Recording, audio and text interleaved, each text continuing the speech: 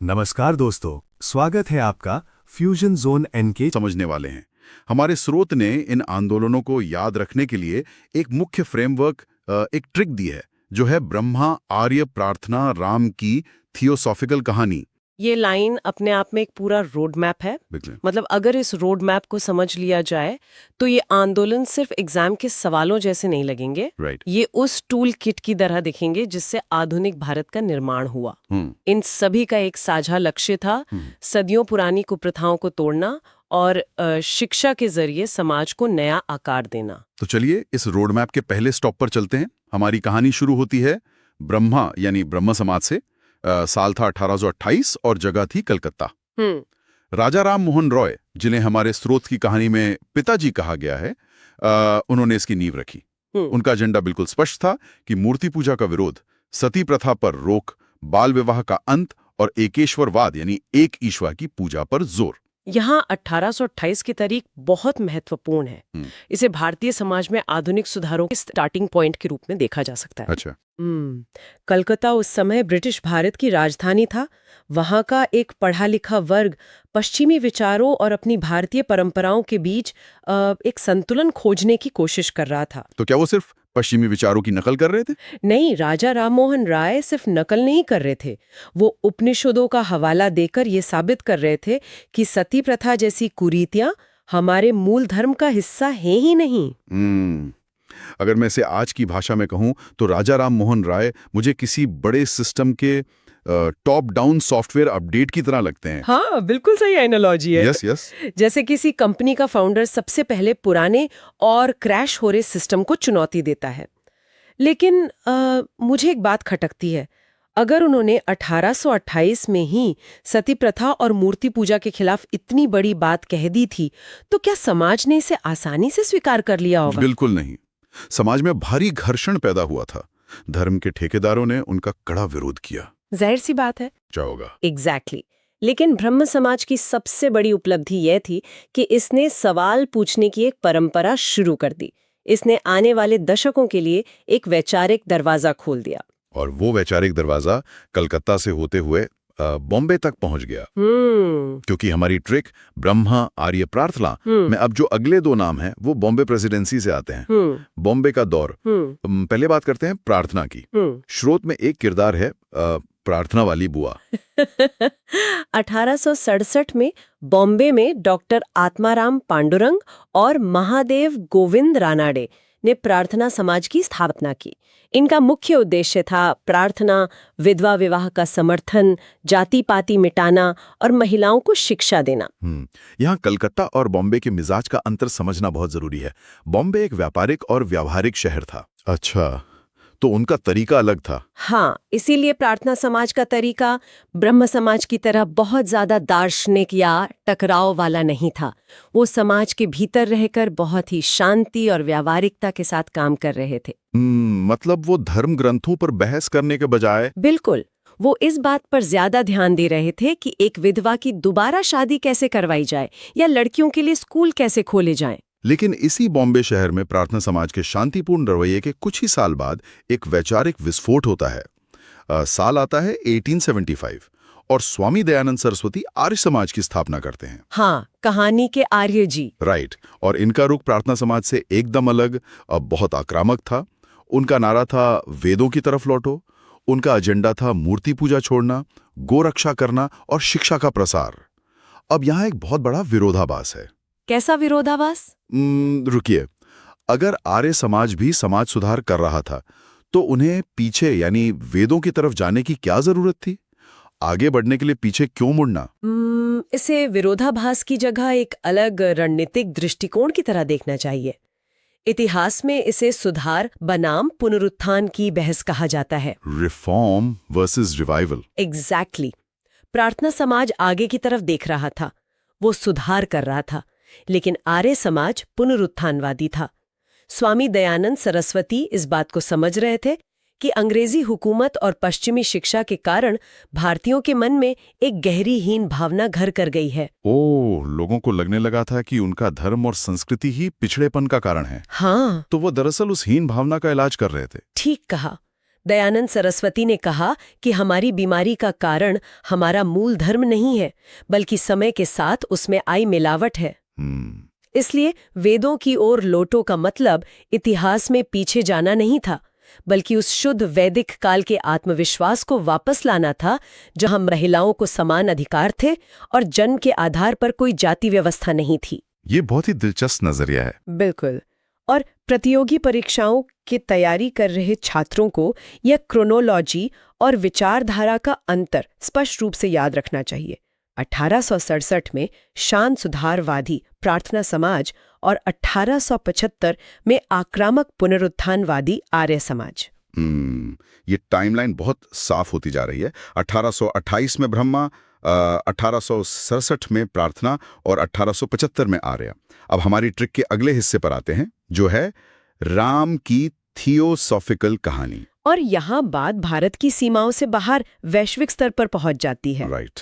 1875 में ही जिस साल आर्य समाज बना, मैडम ब्लेवेट्स्की और कर्नल ओलकॉट ने थियोसॉफिकल सोसाइटी की स्थापना की, जिसे बाद में एनी बेसेंट ने भारत में एक बड़ा आंदोलन बना दिया। थियोसॉफिकल सोसाइटी का आना अपने आप में एक बहुत दिलचस्प घटनाक्रम है और थोड़ा अजीब भी। मतलब विदेशी लोग आ रहे हैं जो प्राचीन भारतीय ज्ञान, हिंदू, बौद्ध और जैन धर्मों की वकालत कर रहे हैं। हाँ, ये एक अलग ही डायनामिक था। और दूसरी तरफ हमारे पास कहानी के राम हैं, यानी रामकृष्ण मिशन।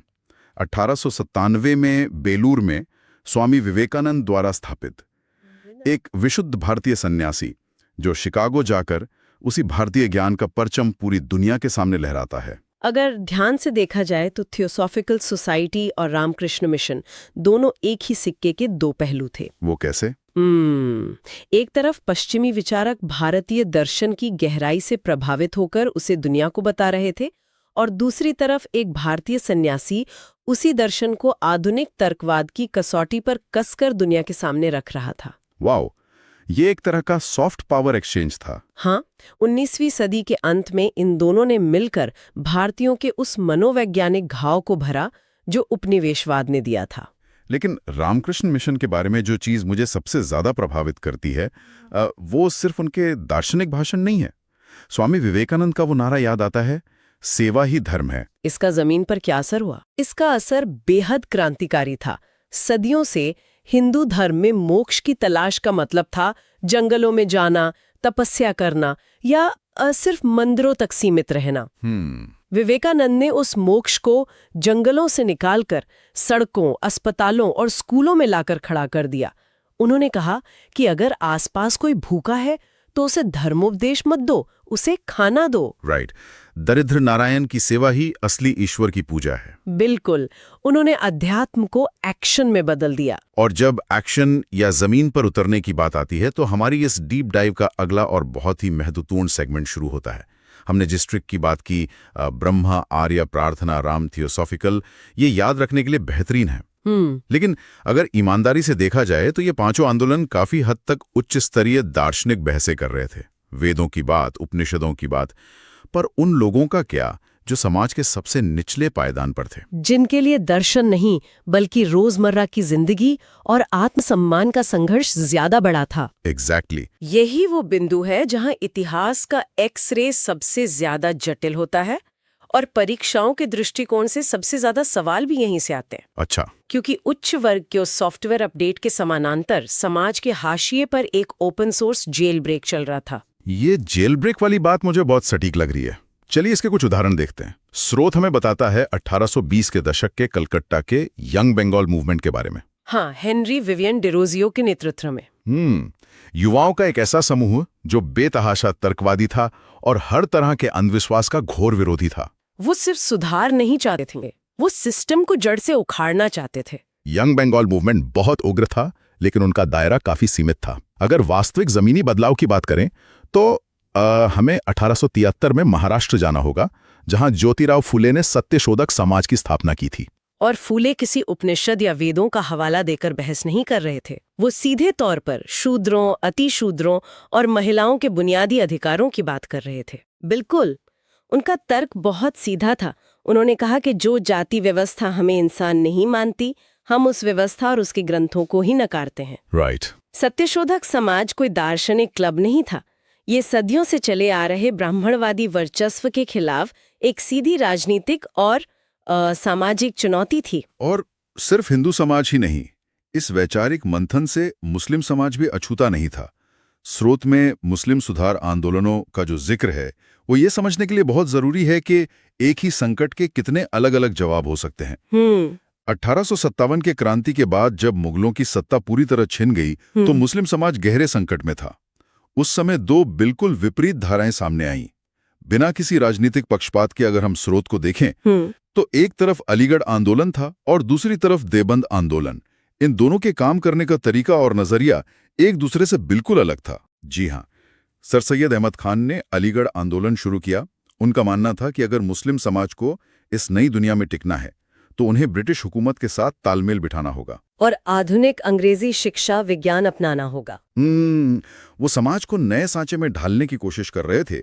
लेकिन दूसरी तरफ देवबंद आंदोलन था जो 1866 में शुरू हुआ। देवबंद एक पुनरुत्थानवादी यानी रिवाइवलिस्ट आंदोलन था।